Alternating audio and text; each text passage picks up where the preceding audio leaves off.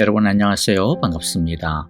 오늘도 오직 주님만을 의지하는 하루가 되어지기를 바랍니다. 우리 함께 찬양하면서 우리 주님 앞에 나아가겠습니다.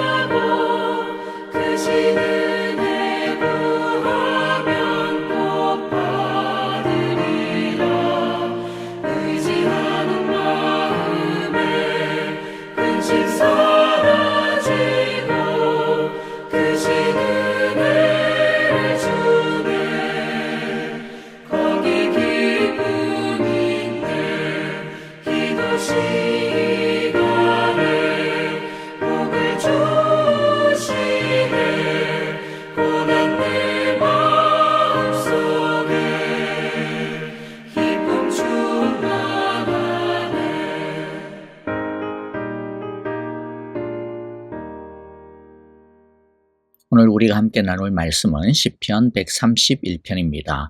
3절밖에 안 되는 짧은 구절인데요. 우리 1절부터 한 마음, 한 뜻으로 큰 목소리로 읽도록 하겠습니다. 제 131편 다윗의 시 곧 성전에 올라가는 노래.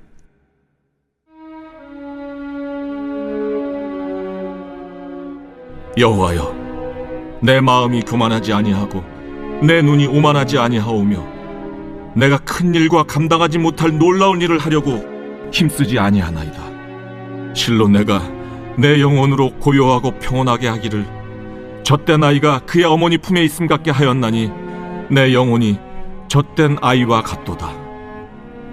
이스라엘아, 지금부터 영원까지 여호와를 바랄지어다. 어제 말씀드렸듯이 시편 131편은 130편과 이어서 보는 것이 더 좋습니다. 시편 130편은 깊은 물속에서 하나님을 향하여 부르고 있는 기도입니다. 깊은 절망, 죽음과 같은 어려움에 처해 있는 가운데 하나님을 향하여 기도하고 예배하고 있는 것입니다. 그리고 그렇게 하나님만을 의지하고 바라볼 때 하나님은 놀라운 은혜를 주시는데 130편에서 우리는 4가지의 은혜와 축복이 임하는 것을 보았습니다. 복습을 해보면서 우리 말씀을 시작해보면요. 기도하는 자에게 주시는 첫 번째 복은 자기 자신을 바로 아는 은혜를 갖게 되는 겁니다. 하나님 앞에서 자기 자신이 얼마나 큰 죄인인지, 그런데 그럼에도 불구하고 그 죄인이었을 때부터 하나님께서 자신을 미리 아시고 이미 바라보고 계셨다라고 하는 것을 알게 됩니다. 즉, 자신이 말할 수 없는 큰 죄인이며 또 동시에 말할 수 없이 큰 하나님의 은혜 가운데 있다는 것을 알게 되는 것이죠. 두 번째로 기도하는 자에게 주시는 큰 은혜는 자신이 엄청나게 큰 용서의 축복을 받은 자라고 하는 것을 알게 되는 것입니다. 자신에게 무슨 용서받을 만한 자격이 있어서 용서를 받은 것이 아니라 하나님이 무조건적으로 사랑해 주셔서 자신을 용서해 주셨다. 그만큼 자신이 하나님의 무조건적인 큰 사랑을 받은 자다라고 하는 것을 알게 되는 것이죠. 자신이 지금 아무리 깊은 물속에 있다 하더라도, 숨조차 쉬기 버거운 절망 가운데 있다 하더라도, 그러나 바로 그 순간에도 하나님은 자신을 너무나도 사랑하시고 계시다는 것을 알게 됩니다. 그 깊은 물속에까지 하나님이 찾아오셔서 자신과 함께하고 계시다라고 하는 것을, 그 깊은 물속에서 자신의 고통과 함께하고 계신다라고 하는 것을 기도하는 사람을 알게 되는 것이죠. 자신을 위하여 독생자 아들을 아끼지 않으시고 내어주신 아버지 하나님의 그 사랑을, 깊은 절망 속에 있는 자신을 구원하기 위하여서 기꺼이 자신의 생명을 십자가에 못 박히도록 내어주신 예수님의 그 피 묻은 사랑을 기도하는 사람은 알게 됩니다. 그 사랑으로 인하여 깊은 물 가운데 있다 하더라도 숨쉬게 되고 웃게 되고 살게 되어지는 것입니다. 세 번째, 기도하는 사람은 하나님을 더 알고자 하는 소원을 가지게 됩니다. 이때부터는 문제를 뛰어넘는 사람이 되는 경지에 이르게 됩니다.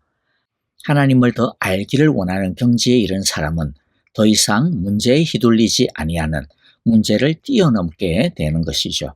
그래서 그의 기도는 어려움을 해결해 달라고 하는 것을 뛰어넘어 하나님을 더 알기를 원하는 기도와 소원이 됩니다. 왜냐하면 하나님을 알게 되면 그 어떤 문제든 더 이상 문제거리가 아니게 되기 때문입니다. 문제에 대한 해결을 하는 것은 사실은 너무나 1차적인 해결책이 아니겠습니까? 왜냐하면 하나의 문제가 끝나면 또 다른 문제가 또 이어지기 때문입니다. 우리가 사는 동안 문제가 없는 때는 한순간도 없습니다. 그런데 그럴 때마다 그 문제를 해결받아야 한다면 사실 끊임없는 문제 속에서 허우적거리는 것이나 다를 바가 없는 거죠.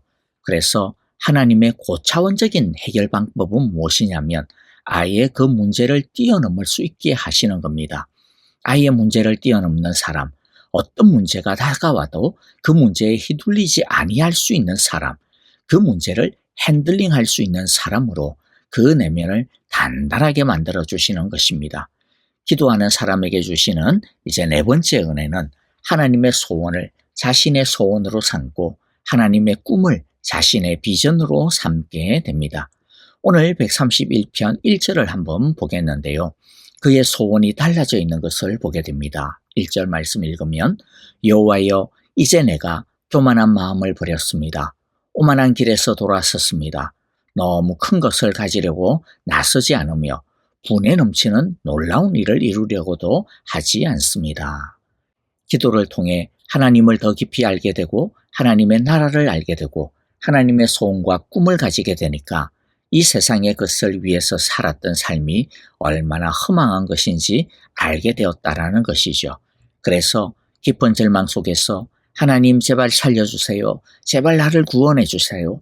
제발 나를 도와주세요 라고 기도하였던 그것이 참 교만한 마음이었구나. 참 오만한 생각이었구나라고 하는 것을 알게 되었다라는 것입니다. 물론 그렇다고 해서 여러분 우리가 절망 속에서 문제를 해결해 달라고 기도하는 것이 나쁘다, 그러면 안 된다라고 하는 뜻이 아닙니다. 당연히 기도해야죠. 다만 하나님을 더 알게 되고 하나님의 더 큰 나라를 꿈꾸게 되면 우리의 삶의 문제가 너무나도 작아지게 된다라는 겁니다. 예전에는 나의 그 문제가 해결이 안 되면 죽을 것 같았고 그 문제가 제일 큰 문제 같았는데 하나님을 더 깊이 알게 되니까 그것은 하나님이 알아서 하실 문제구나라고 하는 것을 알게 된다라는 것이죠. 그래서 버렸습니다, 돌아섰습니다 라고 하는 말은 나에게 필요 없습니다 그런 뜻이 아니라 사실 나에게 너무 큰 일이고 내가 너무 바라는 일이기는 하지만 나에게 너무 중요한 일임에는 분명하지만 그러나 이제 그것을 하나님께 맡깁니다. 하나님이 알아서 해주세요. 네, 주여 뜻대로 행하시옵소서라고 하나님의 주권에 완전히 다 맡겨드리는 기도를 드리게 되었다라는 것입니다. 어떻게 하면 잘 살까? 어떻게 하면 평안할까? 어떻게 하면 부자가 될까? 어떻게 하면 건강할까? 이때까지는 이렇게 기도해 왔는데 이제 이 사람은 어떻게 하면 하나님의 소원을 이루어 드릴 수 있을까? 어떻게 하면 하나님의 영광을 위해 살까? 어떻게 하면 하나님을 더 기쁘시게 해드릴 수 있을까? 어떻게 하면 내 안에서 하나님의 성품이 온전하게 나타날 수 있을까? 어떻게 하면 하나님을 더 사랑할 수 있을까? 어떻게 하면 하나님을 더 깊이 알아갈 수 있을까? 이렇게 인생의 소원이 달라지게 된 것입니다. 그래서 어떤 마음을 가지게 됩니까? 너무 큰 것을 가지려고 나서지 않으며 분에 넘치는 놀라운 일을 이루려고도 하지 않습니다 라고 하는 이런 마음을 가지고 이제는 하나님 앞에 나아가게 된다는 거죠. 자족하는 감사입니다. 지금에 있는 모습 그대로를 인정하고 하나님의 주권에 자신을 맡기는 평안한 마음을 가지게 된 것입니다. 설령 지금 여전히 깊은 물 속에 있다 하더라도 여전히 문제가 나아지지 않았다 하더라도 너무 큰 것을 가지려고 안달하지 않고 그 깊은 물 속에서도 심지어는 평안할 수 있고 기뻐할 수 있고 감사할 수 있는 내적인 능력을 가지게 된 것입니다. 놀라운 일을 이루려고도 하지 않고 즉 더 이상 이 문제가 해결되지 않는다 하더라도 소위 기도의 응답을 내가 원하는 대로 받지 못한다 하더라도 그러나 그것 때문에 낙심하거나 우울에 빠지거나 원망하거나 불평하지 않는다라는 것입니다.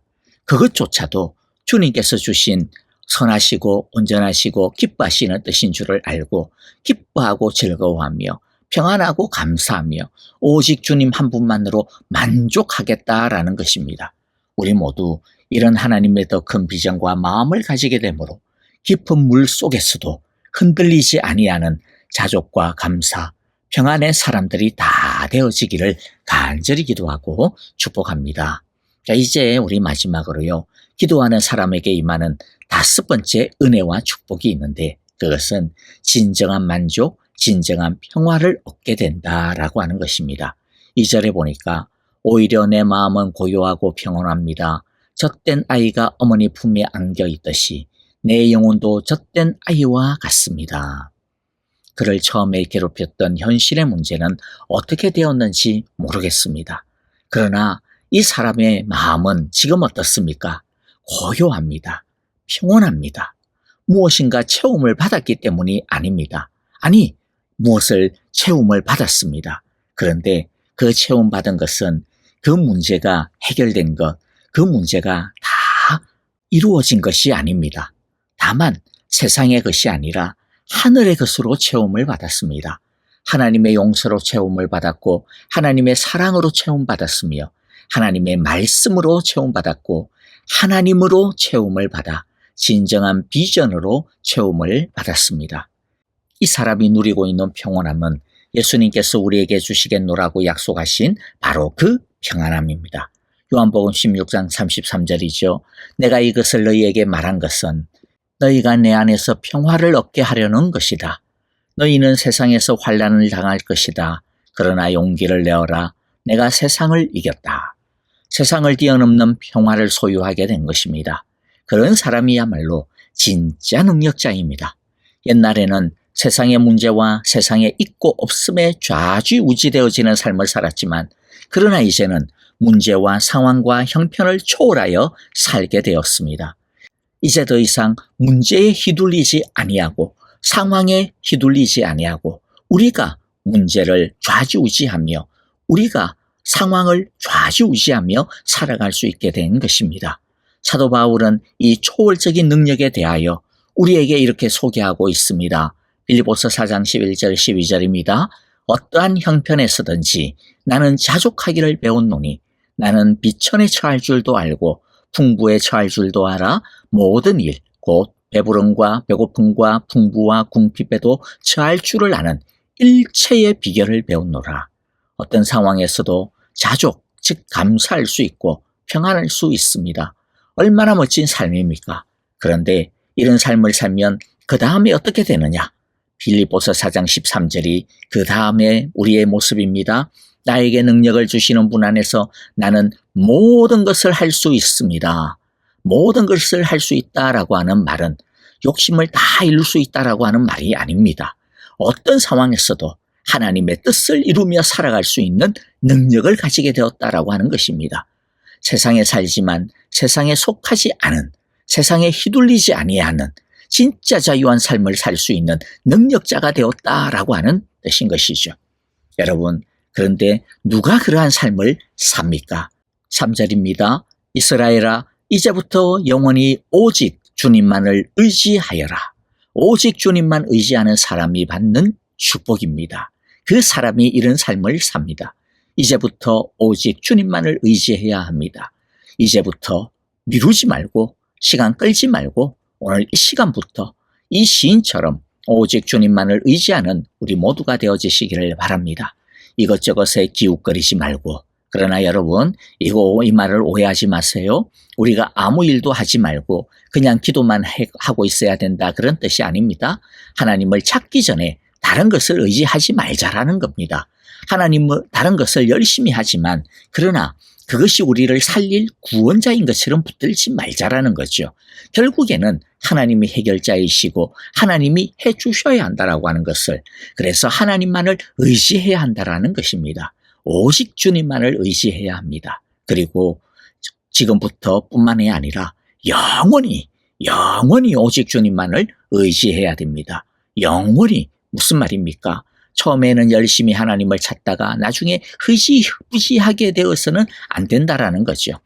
될 때까지, 아니 다 해결된 다음에라도 그 뒤에도 계속해서, 아니 우리가 주님 앞에 설 때까지, 아니 우리가 주님 앞에 서고 난 다음에도 우리는 천국에서조차도 오직 주님만을 의지해야 합니다. 오직 주님만을 의지하는 것이 제일 중요하고 제일 먼저 해야 하는 것이고 제일 시급히 해야 하는 것이라고 하는 것을 우리 모두 한순간도 잊어버리지 말고, 눈을 뜨면 하나님을 찾고, 일을 하면서도 하나님을 찾고, 잠들기 전에도 하나님을 찾고, 꿈속에서조차도 하나님을 의지하는 우리 모두가 되어지기를 바랍니다. 그러므로 여러분, 혹시 요즘도 깊은 물속에서 숨쉬고 사는 것과 같은 문제를 가지고 있습니까? 그런 삶의 길을 걸어가고 있습니까? 이럴 때 이 시인처럼 오직 지금부터 영원히 오직 주님만을 의지하기를 바랍니다. 그리하여 여호와께 부르짖음을 통하여 부르짖는 자에게 주시는 하나님의 놀라운 이 5가지의 하늘 은혜와 축복을 우리 모두가 다 누리게 되어지시기를 간절히 기도하고 축복합니다. 아멘. 오늘 우리에게 주신 말씀들 마음 가운데 새기면서 우리 함께 기도하고 찬송하도록 하겠습니다. 교회를 위하여 기도합니다. 내일 주일입니다. 예배 가운데 주님을 만나는 시간 되게 하시고 주님을 의지하는 더욱더 복된 시간이 되게 하소서라고 기도하고요. 여러분, 내일 우리가 단기 선교를 위해서 골프 대회가 있는데 어떡해요? 내일 엄청나게 덥다라고 하네요.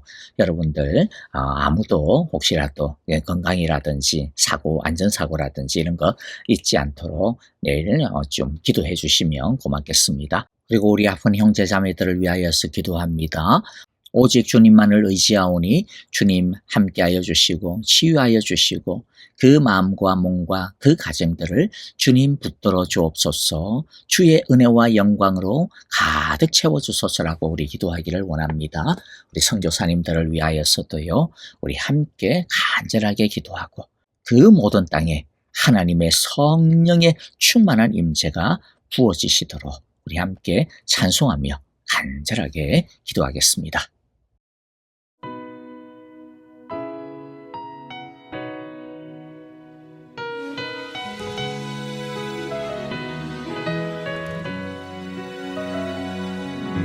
그날 모두 변화되리.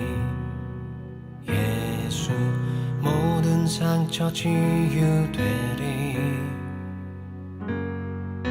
이전 것은 지나가리라.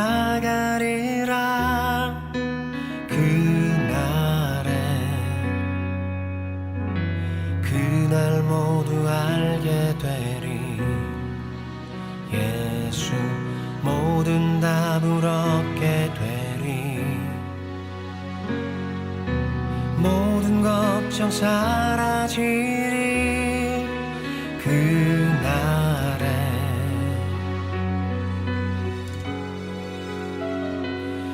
그날에 천국에서 영원한 기쁨 주와 나누리. 주의 얼굴 뵐 때 승리의 노래 부르리.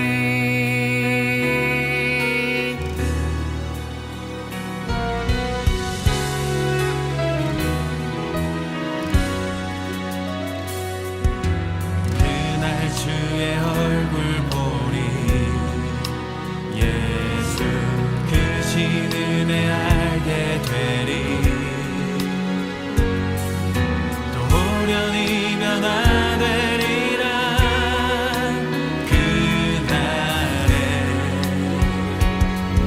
그날에 자유케 되리라. 예수 모든 고통은 끝나리. 찬란한 주 영광 보리라.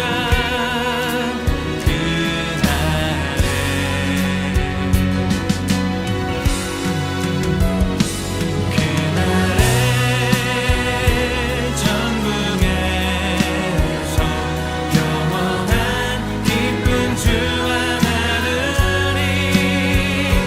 주의 얼굴 뵐 때 승리의 노래 부르리.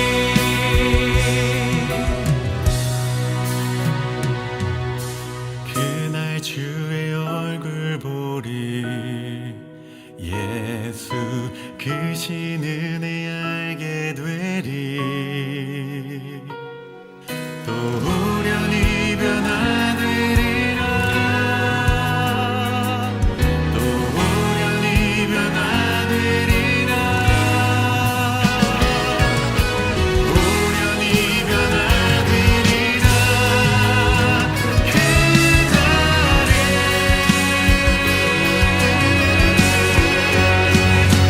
그날에